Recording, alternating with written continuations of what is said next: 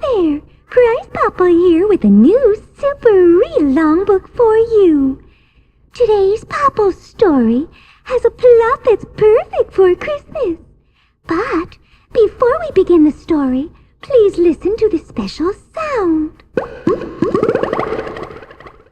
Every time you hear the sound, it is time to turn the page in your storybook. Are you ready? Then here we go with the Popples Nutcracker Christmas. And don't forget to turn the page when you hear the sound. You know that Popples love people, but Popples also love presents. And they really prefer presenting people with surprises packed in pink and purple and persimmon paper. Now, considering everything, you can just guess which is the favorite Popple holiday. That's right, Christmas. As Christmas approached, Party Popple decided to organize one of her spectacular parties just to get the rest of the Popples into the proper spirit. First, she gathered all the Popples together and supplied them with plenty of paper and paint and paste. Then she clapped her hands to get everyone's undivided attention and explained, The purpose of this party is for us to prepare the presents we want to give people for Christmas. The other Popples poked at one another and bounced about as Popples do. Then they all started to chatter at once. Okay, said PC in his usual cool and collected way. Party's got a great idea. Let's put together something special for all our people pals. I'm sure they'll love the presents even more if we make them ourselves. Of course they will. Agreed Party, who had her eye on PC and was trying to make him pay attention to her. Suppose you all get started and I'll put out some potato chips and pretzels to snack on while we butter. Soon all the Popples were hard at work, but it didn't seem like work at all because they were having so much fun. Hey, Prize, Said Potato Chip between munches. tell us a story. Yeah! Echoed Puzzle and Putter. Tell us a story while we work. Tell us a Christmas story. Prize decided to tell one of her all-time favorite Christmas stories, but with a new twist. She also decided to put two of her favorite people into the story, Bonnie and Billy. It was Christmas Eve, She began. and Bonnie and Billy rushed into their family room to find the tree all decorated and aglow with bright, twinkling lights. There were piles of presents under the tree and people everywhere. Big people and little people. Family and friends and neighbors. Even the Popples were there, peeking out of their pouches where no one could really spot them. Everybody oohed and ahed as Bonnie and Billy opened their presents. There was a dollhouse for Bonnie with rooms full of teeny tiny furniture. There were chairs and tables and beds and lamps. There were rugs and curtains and a refrigerator. And even food. On one little table sat a little bowl full of teeny tiny walnuts and pecans. Next to the bowl was a tiny nutcracker. Bonnie picked up the nutcracker and showed it to Billy. Look at this nutcracker. Isn't it an odd shape? Why, it's in the shape of a little space warrior. It sure is, Billy agreed. I wonder if it works.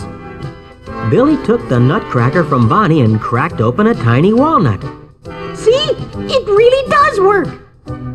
But Bonnie's attention was on the presents, so she took the nutcracker from Billy and put it back on the little table. Then, pointing to a big box on the floor, she urged, Hurry, Billy. Open the rest of your presents. I can't wait to see what's in that big one. Billy opened the box and sat back delighted. Inside was an entire army of tiny robots dressed up in uniforms of a faraway galaxy.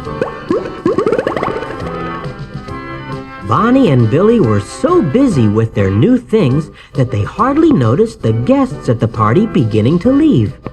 They didn't pay much attention to the guests until one of them bumped into the dollhouse and caused the tiny Nutcracker warrior to fall to the floor and break.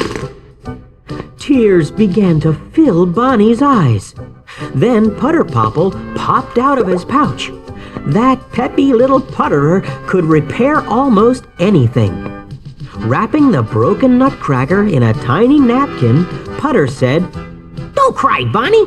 When I get through, this little fellow will be as good as new." Bonnie gently took the broken Nutcracker from Putter and placed it carefully in the teeny tiny bed that came with the dollhouse. I hope you can do it, Putter, she said with a sigh. By then, Bonnie and Billy were very tired from all the excitement. As their parents were saying goodnight to the last of the guests, both children fell asleep on the couch right there in the family room.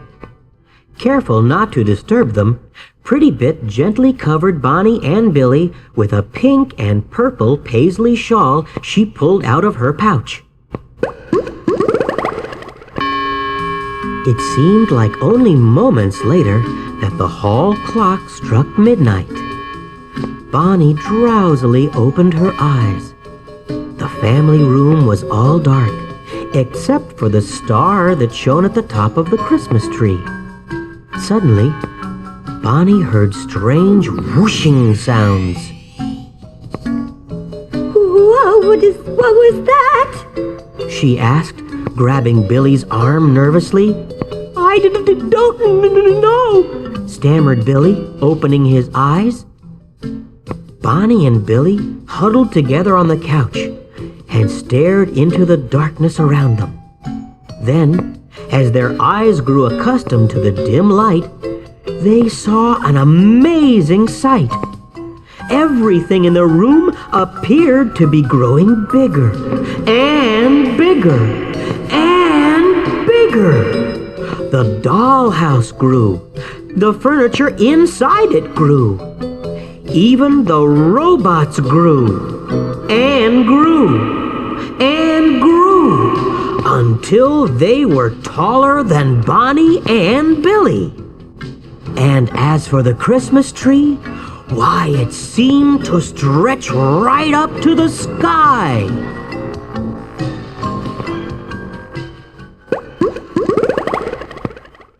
Even though she was terrified, Bonnie was still concerned about her poor broken Nutcracker, so she ran to rescue it. But the Nutcracker was now a full-grown and powerful space warrior. As Bonnie reached out to touch it, a loud noise behind her made her swing around. The family room was overrun by an army of mice. Leading the army was a fierce and frightening-looking Mouse King. Not only was he twice as large as the other mice, but he had 7 heads.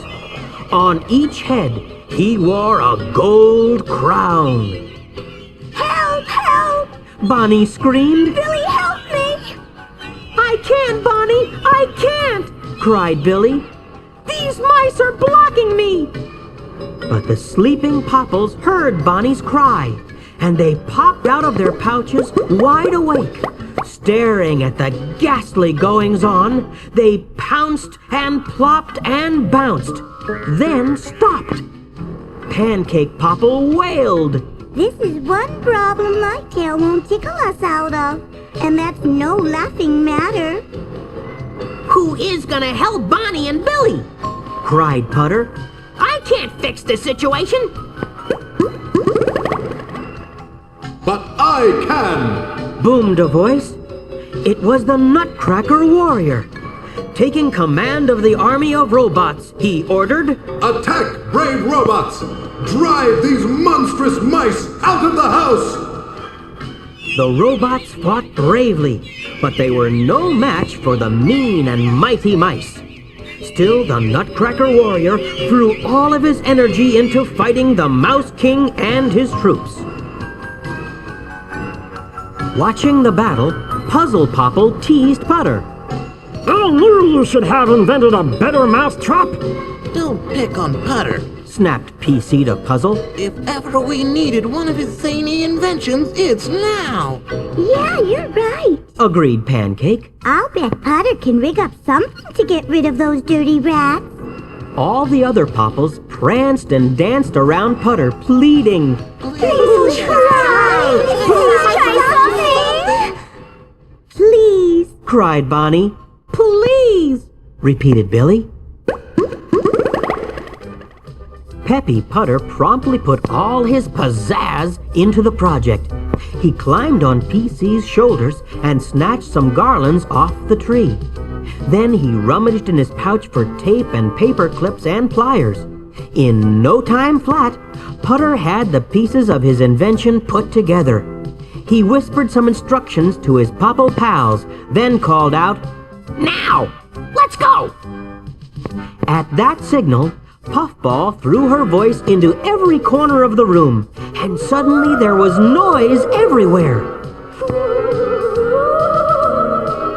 While the mice were distracted, trying to discover where an attack was coming from, Prize caught the light from the star in her pocket mirror and reflected it into the mice's eyes.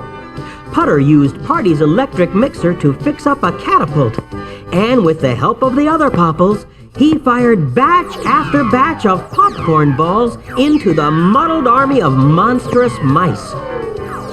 Soon the mouse army retreated to their dark and dreary mouse holes.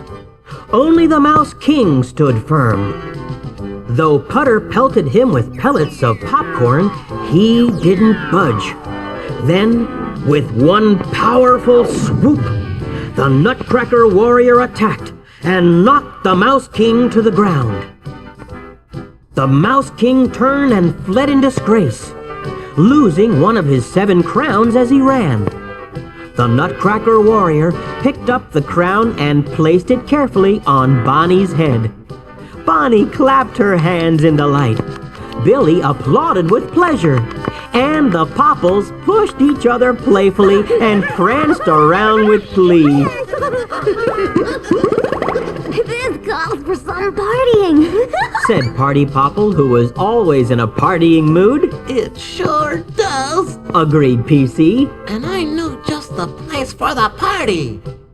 With a snap of his fingers, PC whisked everyone, Bonnie and Billy and the Popples and the Nutcracker warrior, away to Candyland. Soon they were swinging on chocolate stars and jumping with licorice jump ropes and juggling jelly beans. They climbed a marshmallow mountain on peppermint stick ladders with PC in the lead. At the very top of the mountain, they came upon a sleigh and reindeer just like Santa's. Bonnie and Billy scrambled into the sleigh, and one by one the Popples popped right in after them. As soon as the last Popple was in, the sleigh lifted up to the sky and flew magically away. The children and the Popples turned back for a last look at the Nutcracker warrior, standing all alone on the mountaintop. The warrior was waving goodbye to them as their sleigh headed toward the brightening morning sky. Almost before they knew it, Bonnie and Billy were back on the couch in the family room. They were more than a bit surprised when they woke up to find it was Christmas morning. By the time Prize had finished telling her story, the Popples had produced a pile of presents for Bonnie and Billy.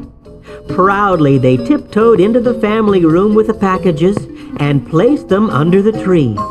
There, for everyone to see, was a big box of toy robots for Billy and a dollhouse for Bonnie.